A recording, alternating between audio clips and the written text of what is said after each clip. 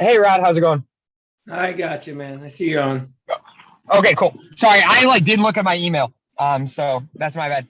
Would you No rather me worries. I'm driving right now. Would you rather me have like that screen up with like the my picture, or would you Yeah, rather that's me fine. like No, it's have like perfect. That works. No, okay, that's totally perfect. And once you feel settled and you want to jump on, you can do that. But that's fine. perfect. I will like I should be there. How long do you think this is gonna be? 40 minutes, maybe. I don't know. Perfect. I will I'll be able to like pull over and like go like have my face on there in like 10 minutes. Yeah, no worries, man. No worries. Well, it'll be good. I'm recording it. It's on YouTube too. So I don't know how many people are on here, but there'll be more on the YouTube side, and Cool. I'll be sending it out, so it'll be good. I just have some questions and get your thoughts on things, and it's really it's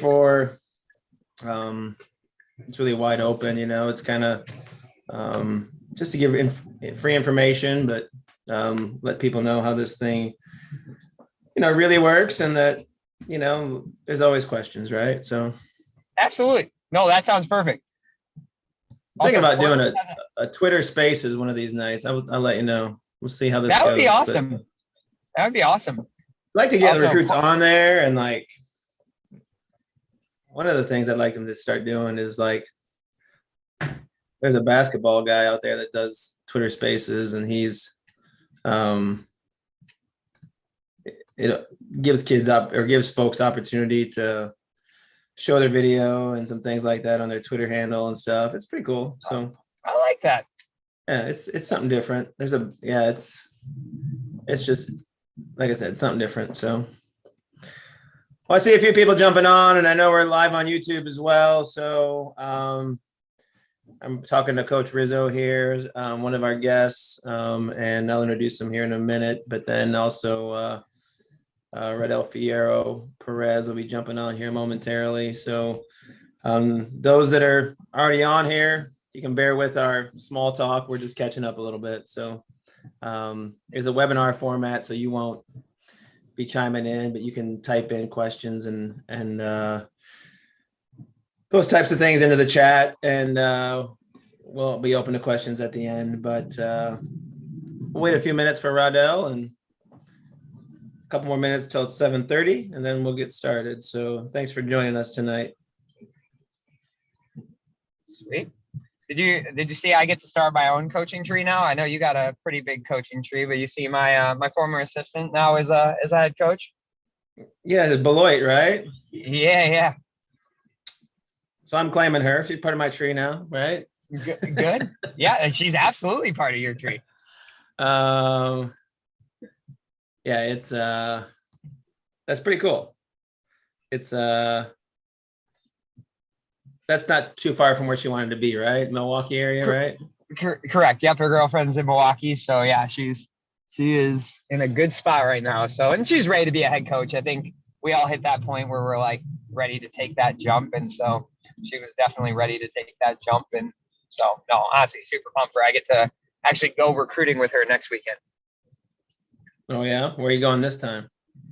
Boise for Far West Regionals. Oh my gosh, you guys are love the West. Dude, yeah. I mean, honestly, I'm in Portland right now, like I told you, and it's raining like crazy here. This weather is bipolar. It's nuts. It'll be like sunny for 5 minutes and then rain for the next 20 and then sunny for 20 minutes. It's nuts. Gotcha. I'm going to find out where Coach Rodell is. Give me 1 second.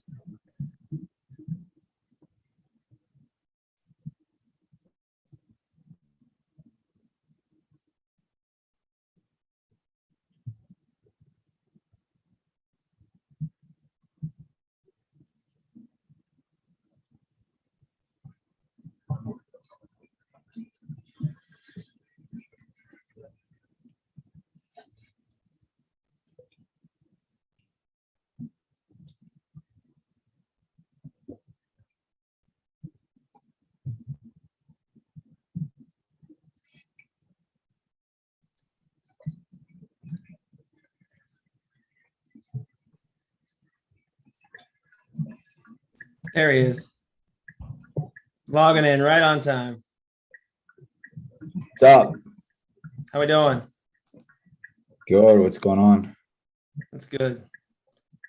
All is good. Well, it's 7:30. I'm a pretty prompt guy, so we're gonna start.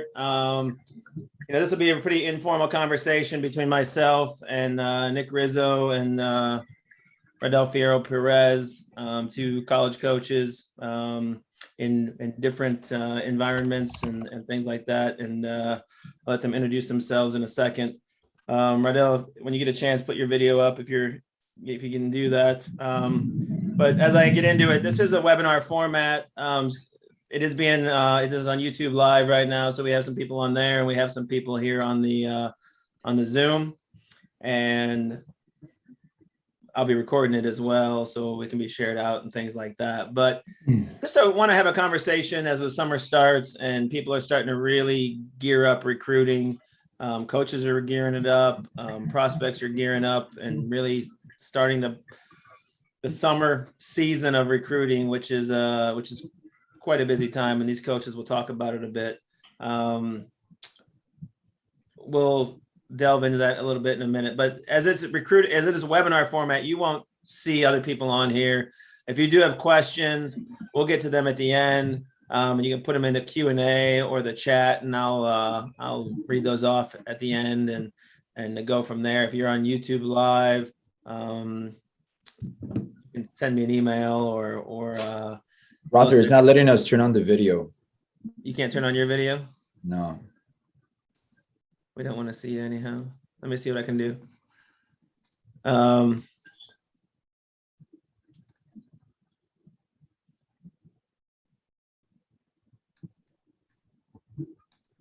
about now? Yeah. There you go. All right. Excellent. I'm going to make Nick in that situation too. So I can do mine. I'm just wait. Like I will be there in like 8 minutes. Yeah. I got you. You're driving. So anyhow, Nick's recruiting right now. So I'll let them introduce themselves real quick. Again, I'm Dan Rothertop, student athlete recruiting. I'm based in Dubuque, Iowa. I was a longtime college soccer coach. I was at Loras College for a very long time, where I actually coached these two guys in different eras. And they've gone on to be college coaches, and Nick and I were just chatting a little bit about the college coaching tree, and a lot of players that I coach are in it, and other people that have come out of that coaching tree. What I do now is help connect college coaches and prospects, and advocate on both sides. I help on both sides of the fence. I tell coaches, kids that are good for them and could be good prospects for them. I tell prospects, good colleges that could be good fits for them academically, athletically, socially, financially, trying to help find those right fits. So those are important pieces to the puzzle. So as we get into it, I'll just start with you, Nick. You can just say where you're coaching at and, a little bit about that. Yeah, for sure. So I'm Nick Rizzo. Like Rothard said, I played for him in Loras College for a few years. I now am the head women's soccer coach at St. Mary's University up in Minnesota. We're an NCAA Division III school. And so most of my life has actually been in the Division III level. So that's a level that I'm very passionate about and have been in a lot. We currently are recruiting, like Rothard said, I'm actually in Portland recruiting right now. So we still recruit pretty nationally and internationally. We have some Canadians in different countries on our team as well. And so yeah, that's a little bit about my background. I originally grew up in Chicago as well. So most of my life has been around the Midwest. All right, Rodel. Yeah, I'm Rodolfo Perez. I played for Rother, graduated in 2019. So I'm pretty fresh off college. And then, one thing led to another. And I'm now an assistant coach at the University of Tulsa on the men's side, which is an NCAA Division I school. I'm an Iowa kid, small town, West Liberty, Iowa. So ended up at Loras, played 4 years there. And then, like I said, one thing led to another. And now I'm at Tulsa going on my third year now, come August. So, it's been great. Yeah, so we got a wide mix, Nick was a Division III women's coach and Rodell's a Division I men's coach. So between the two of them, and I plan on doing more of these and have different guests along the way at different levels and different experiences and things like that, because I think there's a lot of information out there, and there's a lot of misconceptions, and there's a lot of mistakes and myths along the way, and how this whole thing works. But so I want to start with this topic. I was just at the Iowa High School State Tournament this week. Really cool event, to be honest with you. They've gone back to back with or boys and girls on back-to-back days, and basically a whole week, kind of a celebration of soccer in the state. And I just think it was there's 8 teams, each class make it. So you're looking at 24 teams boys and 24 teams girls, the first day, and it whittles down to 1, in each division. So, 3 champions in each across the 3 divisions. But there were a lot of college coaches, I'm not going to lie to you, and because there's a lot of teams there.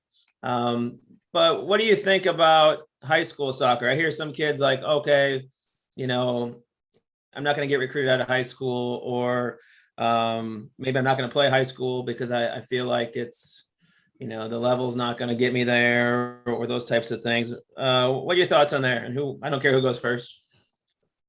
I could go first on this one. I would say it's for the number one thing for us, as college coaches, is we just want to see you play. And the level is obviously it varies across clubs, high schools, different things like that. But I think for us, it's just important to see you play. I would say with high school, we typically don't see you for the very first time playing high school. A lot of times when we go to watch you with your high school, it's because we've seen you at another event or an ID camp or a tournament or a showcase. But we love seeing players at the high school level because it's different. Typically at club, you're going to be playing with a lot of other players that are very talented or the same age as you. And with high school, you get a new experience and get to see how you play with a different group. If you're at a high school that may not have everyone that's super talented and club players, how do you handle adversity? How do you build your teammates up? And so for us, I think high school is a really good way to see another side of your character, because when we're recruiting you, we're looking at more than just how talented you are. We're looking at how we think you're going to fit with us personality wise. And so we love high school. I was actually at those games that Rother talked about, and it's a really important part of our process to be able to see you in as many different environments as possible. I would agree with that. I think I'll leave it to Rodell, then I'll come back with my 2 cents. I'll let Rodell go first. So I have a couple of thoughts on it. Yeah, I think no, I agree with Nick. I think Nick touched on a lot of different really good points. I think a lot of times too, and one of the things that I guess there's a Division 3, Division 2, Division 1, and then men and women, complete different worlds. So a lot of times players do get recruited at high school events, but like Nick said, there's got to be a connection already made a lot of times before you get there.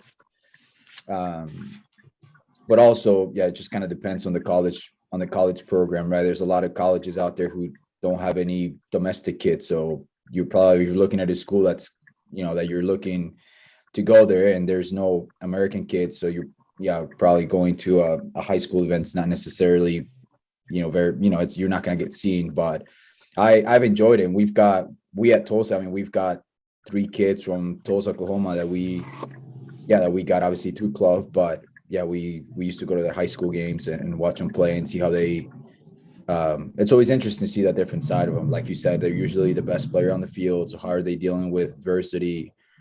A lot of times they're playing a complete opposite position that they would from when, if they were to come in with us. So it's always interesting to see, we've got a left back coming in from a local high school next year who was playing attacking mid for their high school. So how does he see that? How does he deal with that? So, but there's value to high school. I even look at myself, I graduated high school in 2015. It wasn't that long ago. And there's a lot of things that I think I learned, not necessarily about soccer, but again, leadership, communication, that you really get to, there's a lot of benefits from that, at least that I personally took from it. I agree. You just hit on that real quick. And yeah, leadership, maybe the best player on the field, one of the best players on the field, but maybe there's players that maybe aren't the same level as them, but how do they bring those players with them, right? How do they get those players to join them and bring those players along too? And instead of, put their head down. And, I watch a lot of high school games, and my son's in high school, and then then I do what I do. So I see a ton of high school games, and club games. And, I feel like there's a lot of differences, right? Some of the things that I think go with it is, how's that player, like I said, lead and bring things along. But, high school is a little more like winning is like the byproduct, right? So like style of play might be totally different, or, coaches at the high school level are trying to win games. So they're trying to conveyance, like at the state tournament, they're trying to win, and it could be ugly. They don't care. They're not in the development piece. That's not their thing. They're trying to win games, and I get it. And so maybe it's not this beautiful game, and it's not the same game club is, but you might get to college, and that coach that you're playing for knows how to win games, and you need to be able to plug into that system and be able to adapt a little bit. So I think there's a piece there too, which I like. It's that little different realm. Speaking of it, I was at a club game, and right in the middle, like 2 weeks ago, right in the middle of the high school game. And, the club game was kind of a blowout, right? It wasn't a very close game. And at the end, I said to the guys playing, I said, they said, "What'd you think?" And I said, you can't take your foot off the gas, right? Like, because I was here today. I don't think there was any other college coaches here.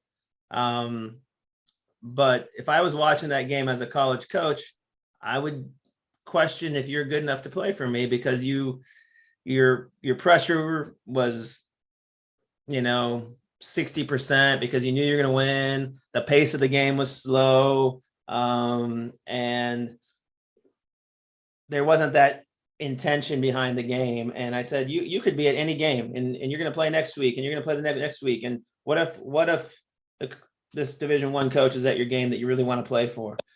You just lost your chance because you weren't playing at that pace and that level. So, when there's something on the line, sometimes there's some of that stuff comes out. Plus you're playing for a uniform, right? And a school, and there's a spirit to it, right? And I think that if you can see a kid can adapt to that system, they're probably going to adapt to your system in a college game and want to play for the jersey. Whereas sometimes, I've run across it where there's kids that came to me that only played club, and they struggle with that a little bit because they never had that experience coming in. So there's some things with that. Yeah. And I think to like add to your point too, there's a kid that Rodell actually trained that ended up coming to play for us. And I remember watching her at our high school game, and her high school team wasn't necessarily the best, but like she just had so much fight to her that I remember like pretty much marking her in our starting lineup just by watching her high school game, being like, I don't know where she's going to start for us, but she's probably going to start for us. And as a freshman, she was third minutes on the team for us this year, because you can see that stuff, that fight, that grit that you were talking about. Yeah, for sure. And not every kid's going to be found via high school, and I totally understand that, but I do think there's some value to it. And I also think the kids that don't play high school, there could be value to that too. Don't get me wrong. I don't want to discourage that. I had plenty of guys and girls in my time that were only club players, and maybe the area they lived in, or maybe they had a really good club situation, and that was perfect, or they're in MLS Next, and they were in, it wasn't, they're in ECNL, and it was year round and those types of things, and they had a really good situation. Hey, that's okay. I was worried about the kid that maybe, hey, I'm not going to play because I don't get along with my high school coach, right? This is a red flag to me, right? Like there was some red flags in those situations, and trying to, if you aren't playing high school, or you aren't playing club, you got to have a good excuse, right? Like, hey, I'm playing 4 sports, 5 sports. I play soccer, 3 months a year, and I try to train when I can because and I play high school because I play all these sports, and I live in a tiny little town, and those types of things. Those can happen. I have some great players that I work with from small towns that play multiple sports. We just need to be able to, justify that with a coach. And then on the opposite side too, if you're not playing high school and you're playing club year round, make sure a coach knows why, and make sure it's a valid reason. And don't say I don't get along with the coach, because if you say that, I'm looking at you like, are you going to get along with me? Right? Like, I don't know how that's going to go down. So, What about different levels of play? We talk about this a lot. There's a lot of the D1 or bust mentality, and a lot of kids come in with the idea that they want to play Division One. This gets talked about a lot. We got both of you guys are at different levels. But let's start with Rodell because you're at the Division One level. What do you think about the different levels of play and how they interconnect or don't interconnect?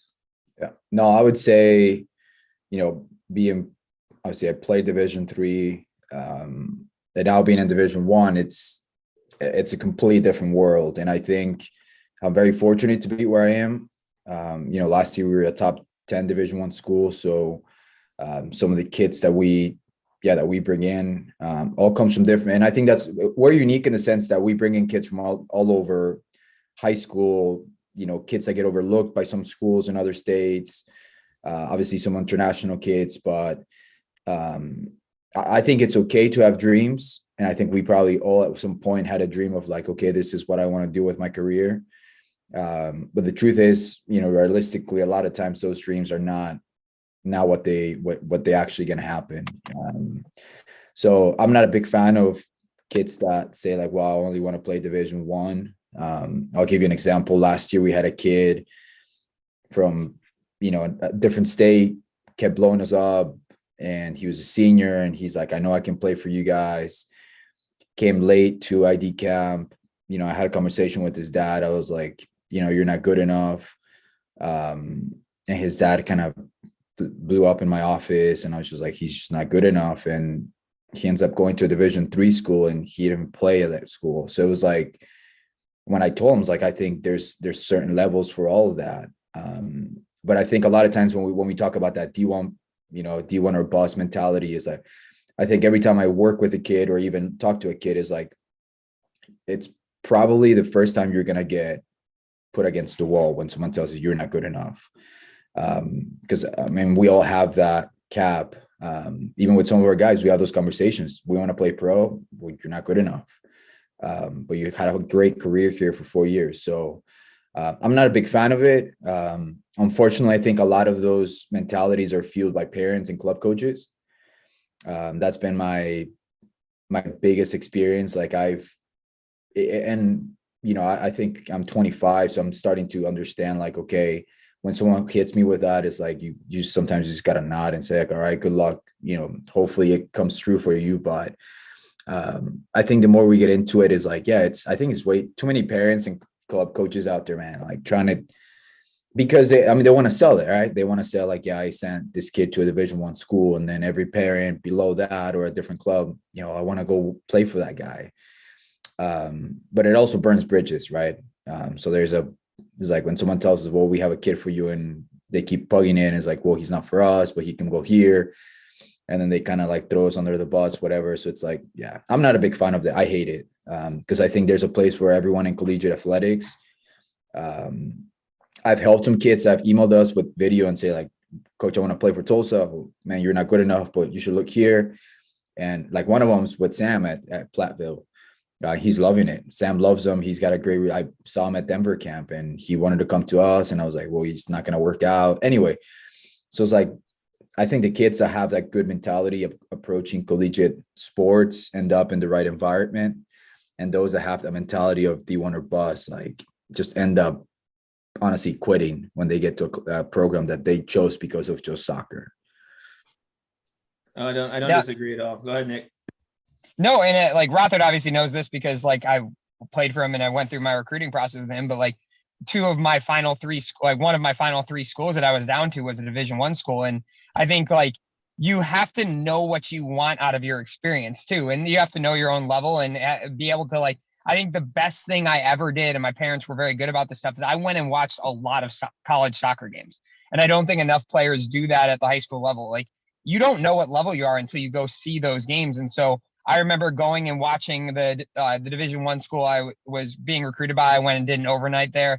And then I was like within the same 2-3 week span, I ended up going and watching Loris play in the NCAA tournament about 2 or 3 weeks later. And I remember looking and being like, okay, this is like, this level doesn't feel that different to me. And so when I went and did my overnight with Loris and I really got along with Rothertop and the players and really felt at home, I ended up choosing a Division III school. And I always joke with people, like, I'm one of the very lucky ones. Like, I think I got to play in 96 college soccer games. Like, fortunately, we had some good late runs in the NCAA tournament when I was there. Like, I almost got to play in 100 college soccer games because of the choice I made. And I don't know if the school I didn't end up going to, like, I think they maxed out. They didn't make playoffs a whole lot. So they maxed out at 18 games a year. I would have gotten 3/4 of the game if I would have even gotten into those games. And so I look back at my own career, and then you just, like, the way the cards fall, like, I went and played for a coach, and then I immediately got to start coaching high school soccer. And now I'm a college coach. Like, my life trajectory would be a lot different had I maybe not, like, I just picked up based off of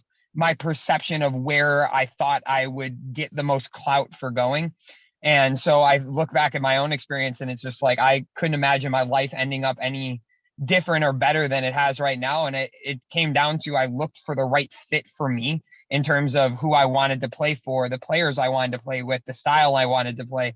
And I found a good fit. And so I think the number one thing for you as players is go and watch a lot of college soccer games. You're going to be able to identify what's a good fit for you if you're at those games, but you can't go, like, and have this idea of, like, oh, I want to go play for Stanford if you've never been to a live game of Stanford playing. You don't have the grades for that. Yeah, exactly. Yeah. Well, we'll talk about that momentarily. That's definitely all part of it, right? Yeah, and there's a big yeah, you know, kind of, you hit that, Rod, like, and there's a wide array of levels within every level, right? So you got your Power Five, and you got your top level Division I, right? And you know, you got your Stanfords, right? You know, those types of places where academics matter, and if you're not, you know, the cream of the crop academically, you don't have a chance there anyhow. But you know, you have your top level Division I, but you know, there's Division II teams that could compete with those teams. There's NAIA teams that could compete with those teams. You know, there's Division III teams that can compete with mid-major Division Is, and there's probably, if you went through the whole levels of play, I bet there's, instead of, you know, people think there's 3 or 4, you know, Division I, II, III, NAIA, I bet there's probably 12 levels of play, right? There's this top group of Division I, maybe the top 30, you know, then there's the next group, then there's a Division II, you know, and there's a mix, then it starts mixing like crazy, right? Like, you got Division I team or 2 teams that it could, you know, the Division II team last year, you know, Charleston played in the men's, played Marshall, right? They were champions. Both of them were national champs. They played preseason, and Charleston won 4-2, you know, something like that. You know, you got, you know, Missouri Valley and Central Methodist here in the Midwest, you know, NAIA schools loaded with international players, but they go beat up on Division I schools if they play them, right? And, you know, they got professional level players and things like that. So, you know, I think too many people get caught up in the name and the division and what sweatshirt you're going to wear and what you're going to post on your Instagram about what school you're going to go to and what other people are going to think about it, when there's really good levels of play. And there's all kinds of factors that go into it, right? Financial fit. Is it going to fit? You know, can you go there and can you afford it? You know, can you go and academically get accepted to the school, and are you going to be able to be okay there? Like, are you going to pass your classes? Is it going to be too hard for you? Too many people think that soccer is going to help them get into a school. Like, you know, maybe if you're really close, you have, you know, you need a 4.0 and a, you know, 35 ACT to go to the school. Well, if you had a 4.0 and a 30, you know, 33, you might get in there if you're a really good soccer player, right? Like, maybe, depending on what their situation is. But those things can matter. So, yeah, don't let the division be a decision maker, right? Like, yeah, it sure would be nice to play, you know, at the highest level you can play at, but, you know, are you going to get playing time there? Are you going to, how early are you going to get on the field? Are you ever going to get on the field? Are you just a walk on that's a body? You know, there's all kinds of different things to discuss in that realm of things. One thing I always find interesting, like, and Nick, you're married, right? So, like, I look at it this way. How big of a factor is timing in this whole thing? Like, my wife and I, like, timing, we were in the right place at the right time. We met each other, we fell in love. We've been married 21 years, right? These things happen. I mean, I think part of this whole thing is there's some luck to it, right? Like timing, right? Yeah, no, absolutely. And it's just like we always look back on our career and the players we end up getting is like, how did that player end up coming to us? Like, what part of their journey, what part of my journey to find them ended up making that connection? And so I think that's the number one thing with you're talking to recruits. It's like, you don't know when someone's watching, like you mentioned earlier. You don't know when someone's going to be at your game. You don't know what type of impression you'll be able to leave with someone. And so just have that understanding that it could happen at any moment and in any different location. It could be a club game. It could be a tournament. And I think like going back to it is just giving the schools a chance. And I think we lost Nick, so I'm gonna let you jump in, Rod. Yeah, no, I would say, yeah, like you, there we go, Nick. I'm back. I don't know what happened to me. That's all right. But no, yeah, 100%. I think it's just like keeping your doors open and understand that it could come at any moment, I think is really, really important. Oh, that happens all the time, right? Like I had a kid this year and, he's kind of all set, kind of going in one direction and had a good offer, was pretty much set, wasn't getting the love from maybe his dream school.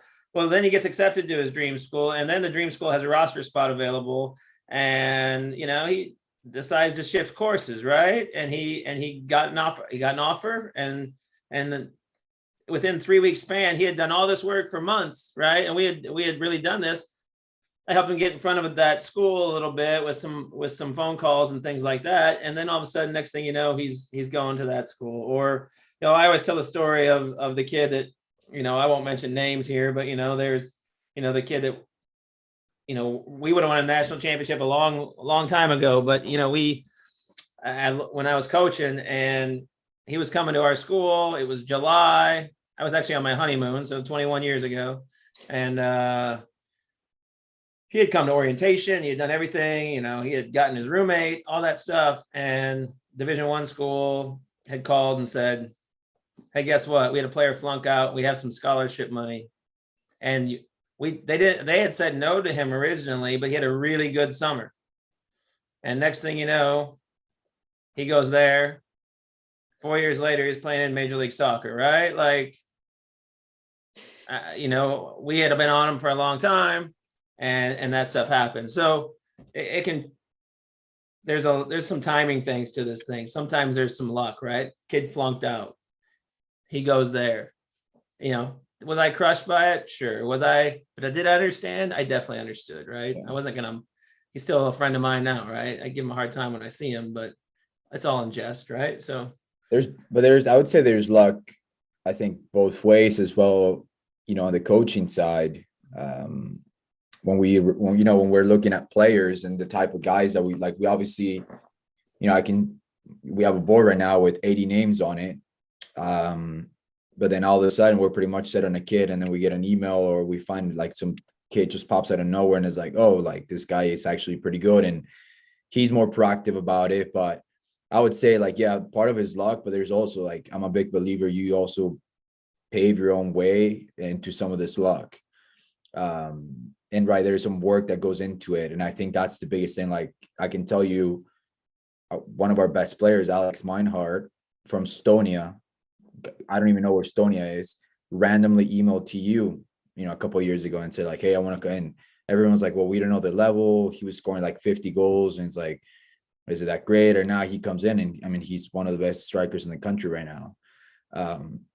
But again, I asked him now, I was like, how did you end up at Tulsa? And he's like, well, I just looked up a good academic school with good soccer program. And at the time Tulsa was just popped out, and he's like, I emailed Tulsa and here I am now.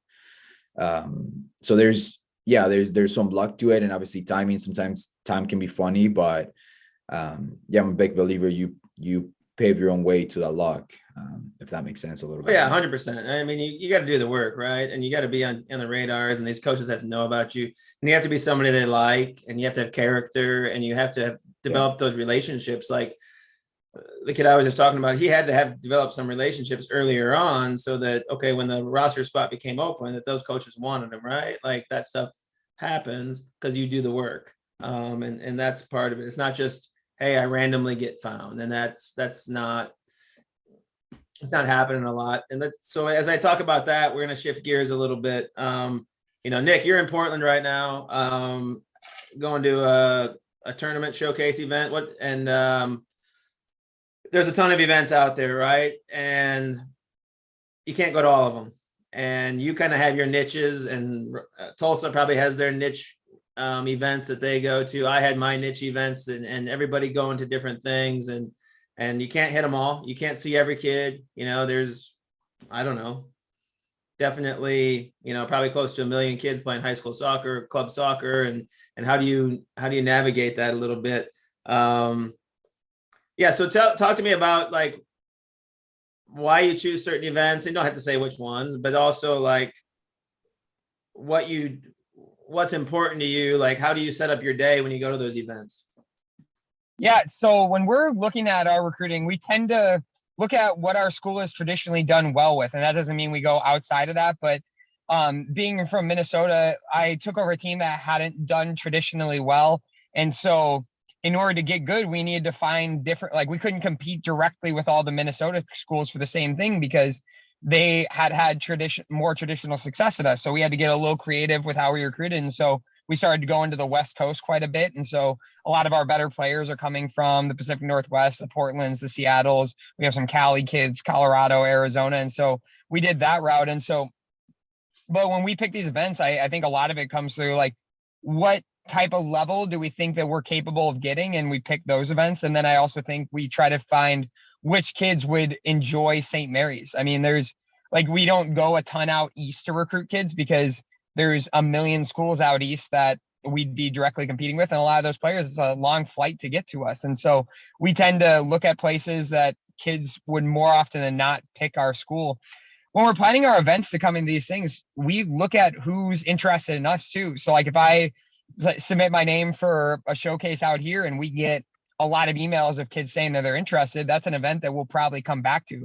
And so I think the biggest mistake a lot of players make is they'll wait last minute to email coaches before showcases. And like Rodell knows, especially, I can't even imagine, like I get a lot of emails. I can't even imagine the emails that Rodell and Tulsa get at the Division I level, but like we plan our recruiting events days in advance. So like if I'm coming to your event on Friday, Saturday, Sunday, my schedule is set on Tuesday. And so if you email me Thursday night, like I'm probably not going to be able to get to your game just because I have so many different people that I need to watch in the meantime. And so I think the number one thing I would suggest for players when you're going to showcases is look on the college list. All the events have them. Like every event that you're going to that's a showcase will have a list of college coaches going them.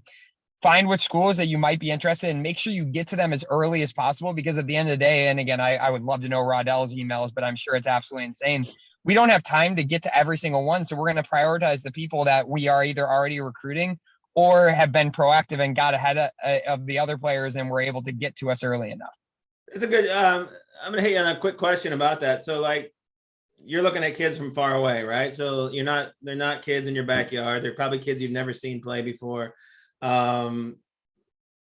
Does video factor into that? Like, okay, I watched this kid's little highlight video they sent me, and now I want to go watch them play live. Or is that not a factor? Or is there maybe there's an advocate in the scene that might be helping out that says, hey, this kid's good enough, go see him play? How does that all play out for you? Both, to be honest, and both are really important. So like if we have someone like you or a club coach, like obviously like a lot of our coaching is developing good relationships with club programs and things like that. And so a lot of times, like, so we have 2 players that are committed from this club in Portland out here. And I remember I saw them play at a quick showcase, and their coach immediately after I emailed that player reached out to me, called me, was like, hey, this is a kid you need. And that, like, we were initially interested, but that made us more interested because we had a coach that was willing to advocate for those players. Video is awesome. Like we, again, without being able to travel everywhere in the country and see every event, we will never offer someone based off video, but we will go see someone based off video. If we see a kid and they have a video that we're like, hey, that was legit, we will go watch them play. And if you don't have video, I think you're hurting yourself a little bit because if you send us a blank email and say like, hey, I am interested in your school, blah, blah, like we have to do a lot of extra work to even know if it's possible for you to play for us. If you have a video and you can send it to us quick, like even if it's just clips and highlights, it's 3 minutes long, we can at least be like, okay, like there's something there, or maybe, hey, there's probably not something there, but we at least can give you an evaluation one way or the other. And so, yeah, video is super important. Having coaches that will advocate for you, like, don't be afraid to go to your club coaches. It's what they're paid for. They're like, hey, can you email this coach on my behalf? And hopefully they're honest enough with you to let you know that that's a level you can play at as well. Yeah, I mean, that's where I find my work super important, right? Because I can watch a game with a coach or for a coach, or I can say, do you think they're good enough? And I can tell them the truth, right? And I can say, hey, this kid I think they're good enough for you. But I'm not going to say that, not necessarily say it that way, but hey, take a look at this kid for real. They might be a player you like, right? That's what I'm going to say.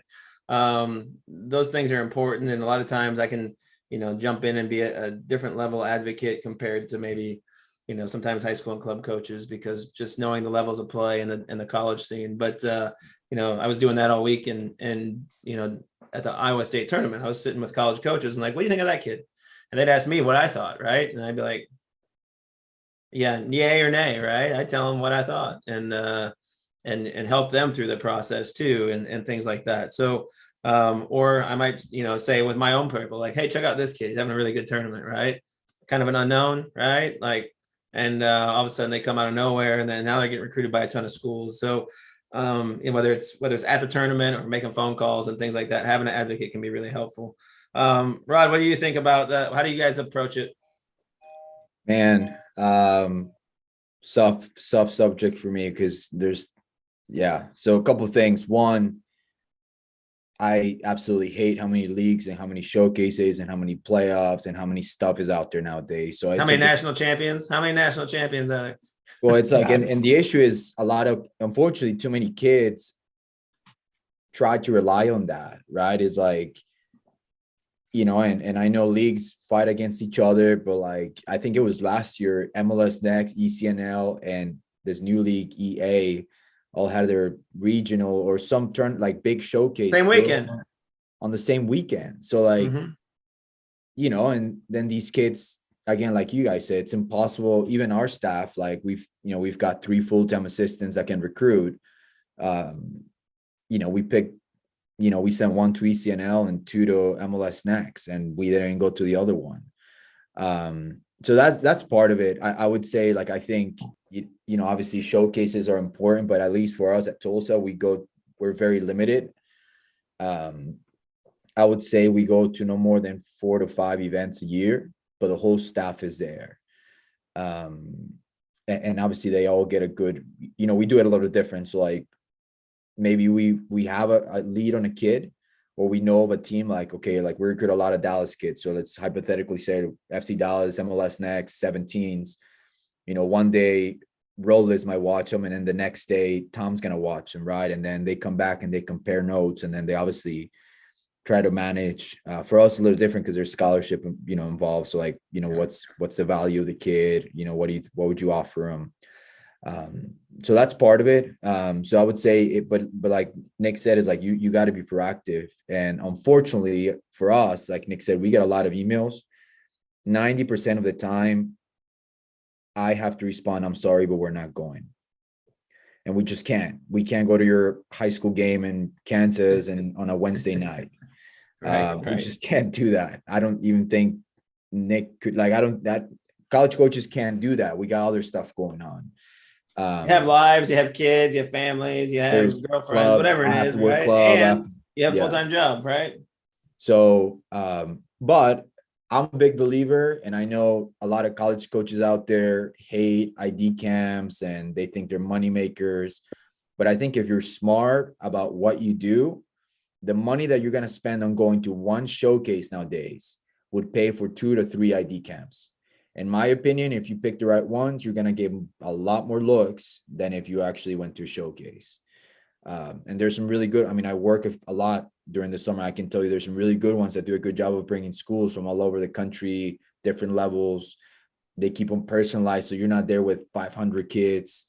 And there's some out there that, you're there, you're one of 500, right? And there's 50 coaches, but how many coaches are actually watching you play? So, it's obviously the biggest thing that I always tell kids too, like when we talk about this, is like, you can't you can't compare your journey to the kid next to you. Can't tell you how many times Robles and Tom go to a showcase and they're going to go watch a kid, and all of a sudden they come back with 3 other kids' names from that team. Yeah. But personally for us, we have relationship with a few clubs and a few like junior colleges that we know, like, okay, if we go take a look at this kid and they call us, we know what we're getting.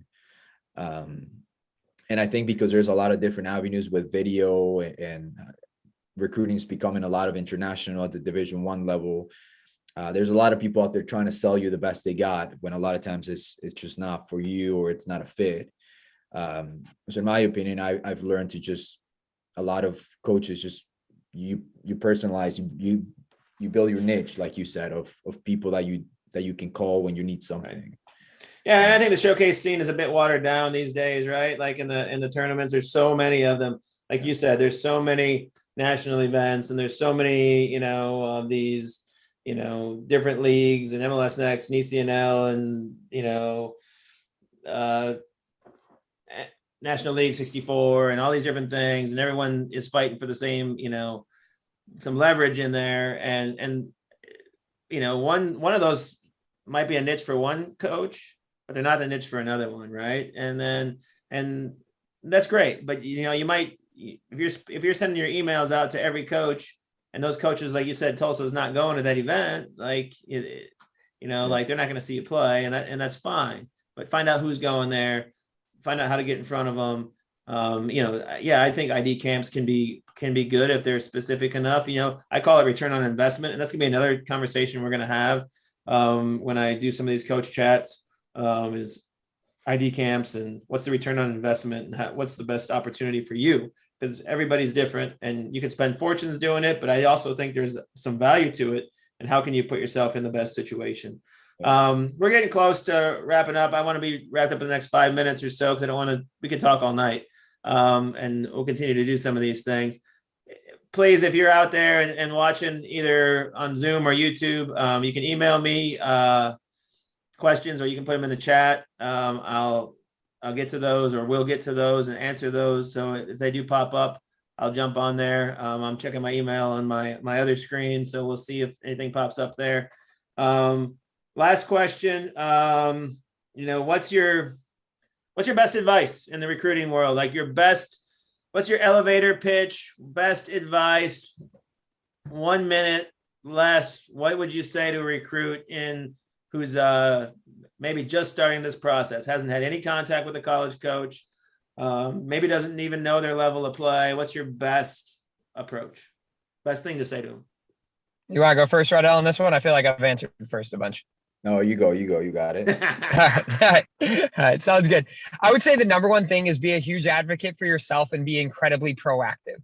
The amount of players that I've seen go through their process and get really late in their senior year just because they were too afraid to send an email, or too afraid to go to an event, or just a little apprehensive, because it's a scary process, right? Like stepping out of your comfort zone and talking to college coaches and putting yourself out there for criticism and hearing you might not be good enough. Like it's a tough thing to hear, but you'll never know what your limit is or what your level is if you don't put yourself out there. So email coaches, and again, almost be annoying, because at the end of the day, like eventually, like they're going to tell you yes or they're going to tell you no. And the more that you can get yourself in front of them, be active and show your personality. I joked with someone the other day that like we have a 2023 that we're looking at right now that's a really strong player. And she went further up on our board because the day after, I have a son that's 3 weeks old yesterday. The day after my new son was born, she sent me an email and said, "Hey, congrats on your new kid." That, like, she was already a good player, but like that elevated her a little bit, because she knew that like that's a part of, like, we're recruiting not just you as a player, but you as a person. And so like to see that that's something that matters to you, that you had that foresight to be like, oh man, like I want to congratulate, like she might not come play for us, but you better believe that just seeing that side of her personality raised her level for us a bunch, because like we all know, like your coach becomes a part of your family. There's a reason that like me and Rodell are so far apart in age, like in terms of like there was like 3 classes that played between me and Rodell and Loris, and like me and Rodell are friends, and like but like your coaching, your coach, your college, everything ends up becoming your family. And so to see that part of it, I think is really important.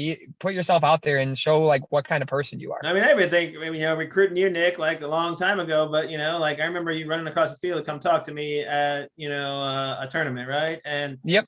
And we chatted afterwards and we hit it off. And so, okay, so things are going to, start happening here and things like that. And Rodell was kind of relentless with me, right? Like, he showed up and came to some games and, we hung out. I just really enjoyed talking to him, right? We hung out, we got along and we saw eye to eye and it was like, hey, I like him and he likes me. And that timing and that whole thing we just talked about where, timing has to be right and there's the right place, right time, right person type of thing starts happening, right? And then you build that community and things happen.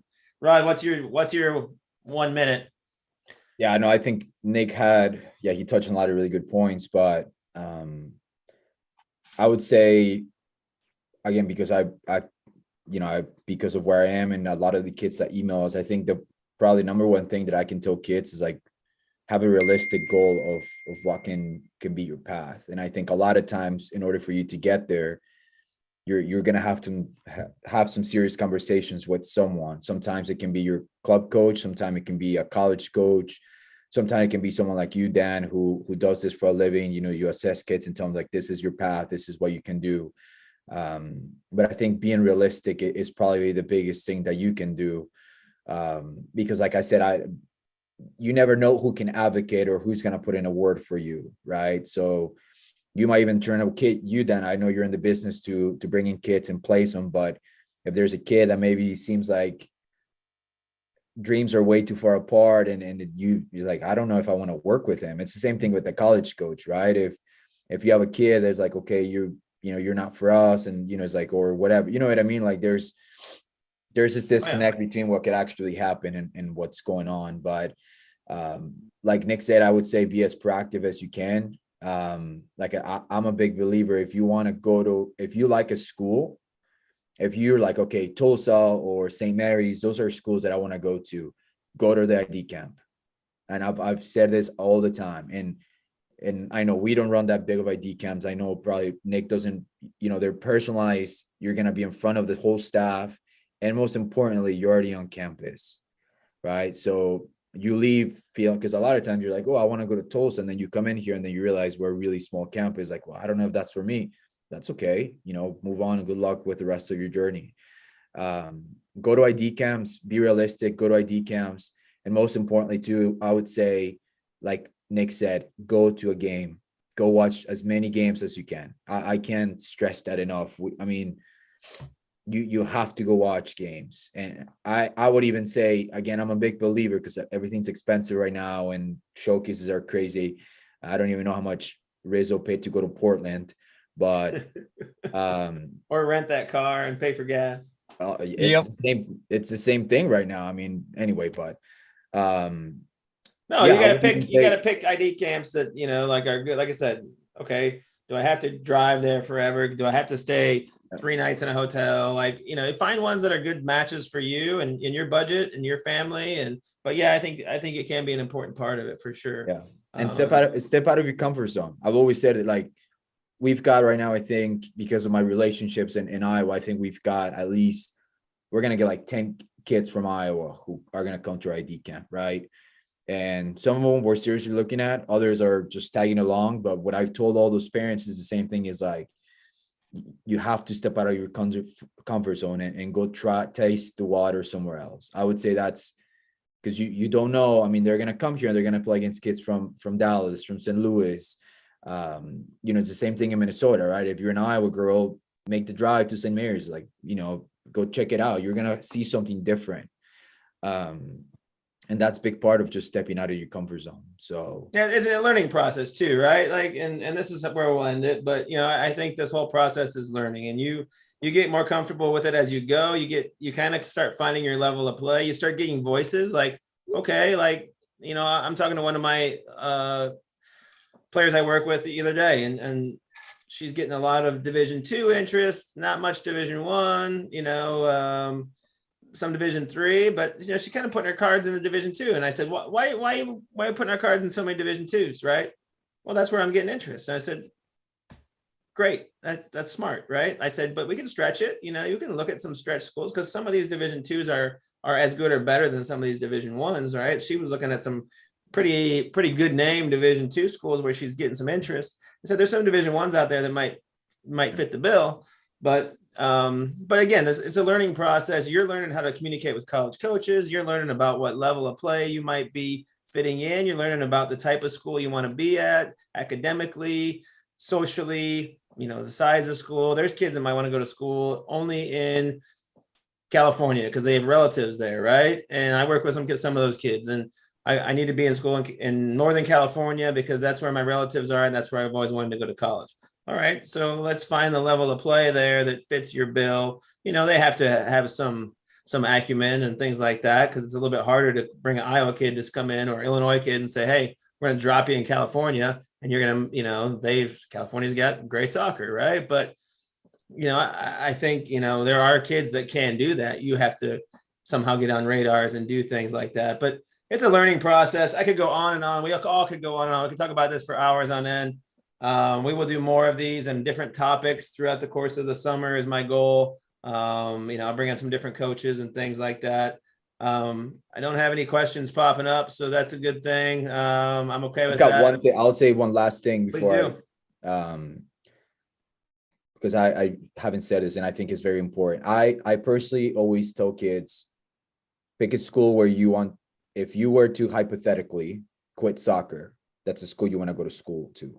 That's to me is probably the biggest advice that I always tell, because there will be a time you have to balance your soccer and your academics, and there will be a time in your life when the ball is going to stop rolling. And I think that's when all the experiences and connections and relationships that you made at that school are going to really become valuable. So pick a school where you like I said, if you were to quit, I know it sounds kind of drastic and all that dramatic, but if you were to quit, you're going to stay in that school and go to school there. And that a lot of times should be a good indicator if that's the right fit for you or not. Can't agree more. All right. Well, thanks to Nick. Thanks to Rodell. I appreciate it, guys. Taking some time out on a Sunday night. Nick pulled over somewhere and had a conversation. And I think Rodell went to the office. I got a Tulsa scarf behind me too. You can't see it, Rod, but I got one. I need a St. Mary's scarf. It's so hot in here. We'll talk soon. Thanks, guys. If anyone has questions, you can reach out to me anytime. You should have my email, dan@tsarecruiting.com, but feel free to reach out to me anytime about questions about the recruiting process or anything like that. And, we'll continue talking to different people, and I continue to help, a variety of kids at a variety of levels and really try to help bring things together at a faster pace, right? We talked about the luck thing, right? And I think the advocate, being an advocate, I can, as you kind of said, Rodell, like increase your luck by doing the right things, right? And I think that's a big part of it. Like increase your chances by doing the little things that make you differentiate yourself, that put you on the radar and those types of things. But again, could go on and on and on, talking about a bunch of different topics in this area. So thanks for joining me tonight, guys. Much appreciated. Best of luck on your recruiting this summer. Absolutely. Awesome. Thanks, Rod. All right. Thanks, guys.